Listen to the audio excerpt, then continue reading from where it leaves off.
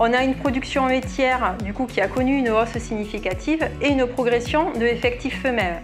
Donc ça, c'est lié à l'augmentation du nombre d'élevages en France et aussi une croissance des troupeaux existants.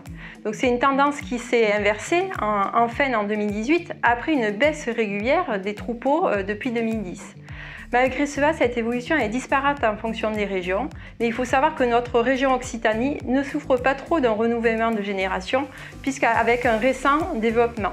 Les exploitations, notamment avec les épisodes de sécheresse, ont un coût alimentaire plus élevé en 2018, ce qui nécessite de la vigilance sur les performances techniques, l'autonomie alimentaire et les investissements qui doivent être maîtrisés.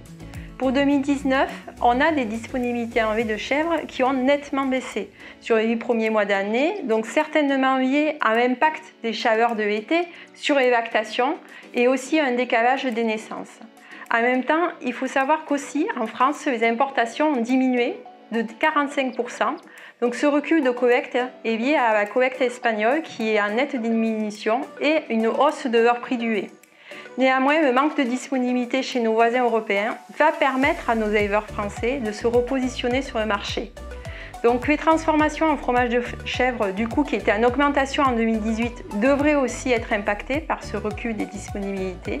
Le principal enjeu de la filière, et le même depuis plusieurs années, c'est de maîtriser les volumes pour coller au mieux au marché et assurer le renouvellement des générations. Aujourd'hui aussi, on constate dans notre région un développement des éleveurs fromagers, c'est-à-dire ceux qui élèvent, mais aussi qui transforment et qui commercialisent.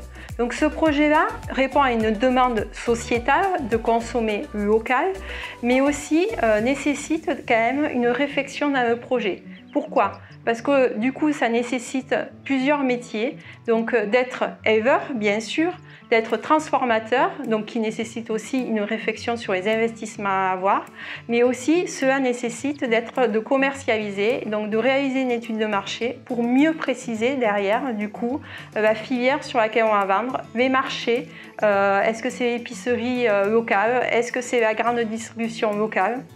Et pour cela, ce sont différents métiers qui nécessitent une véritable organisation du temps de travail et ça doit être bien anticipé en amont de la mise en place du coup de ce type d'élevage avec la transformation directe et la vente directe. Au sein du groupe, nous avons plus de chèvres avec des élevages qui se trouvent encore en phase de croissance, d'où une augmentation de ce cheptel laitier. La production laitière moyenne a augmenté de plus de 3% durant cette campagne. Le lait de chèvre bénéficie d'un contexte plutôt favorable au niveau de la consommation et cela se traduit par une hausse du prix de plus 1,7%. Plus de lait produit, un meilleur prix, explique en grande partie l'évolution positive du produit total. Au niveau des charges, le premier poste est l'aliment. Avec un chargement de 1,65 UGB par hectare de SFP, ces exploitations ont un mode de conduite intensif nécessitant des achats en aliments très conséquents. 43% du prix du lait est absorbé par l'achat d'aliments. Ceci est considérable. Poursuite de l'augmentation des charges fixes aussi, avec notamment 4 postes, l'énergie avec le carburant et l'électricité, les travaux par tiers et les frais généraux.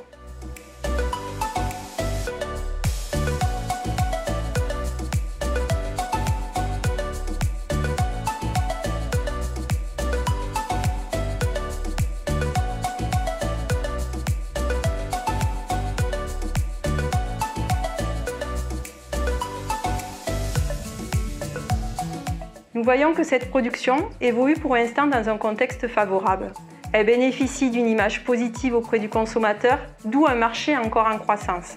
Dans le même temps, le coût de production augmente, l'équilibre financier est fragilisé. Le fort niveau d'investissement induit une charge financière très conséquente et accroît le niveau de risque.